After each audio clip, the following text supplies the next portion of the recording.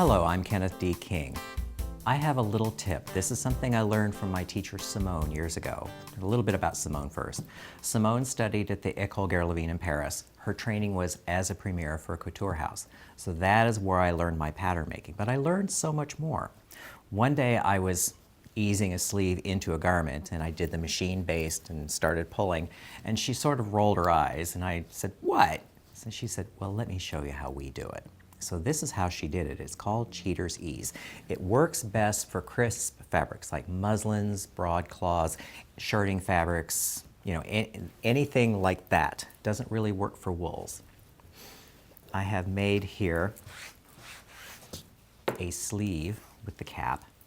You pick up a pinch of the fabric and the thumb pushes down. The fingernail is almost parallel to the pressing table. And you push down with your thumb and the fabric will bunch up under the fingernail. I'm right-handed, so I'll do this right-handed. And so you kind of work your way along. When you're doing this, make sure that your pressing surface has a little bit of tooth. I cover mine with a cotton duck or a cotton canvas. That will make it ease much more readily. So what you are accomplishing here is you are strategically wrinkling your fabric. Now this takes a little bit of practice, but once you get it in your hand, which doesn't take very long, this will speed up your work considerably. When I was studying with Simone, I burned through about 10 acres of fabric, most of it ugly. And I learned a lot of little tricks like this from her. But this one has been the most useful.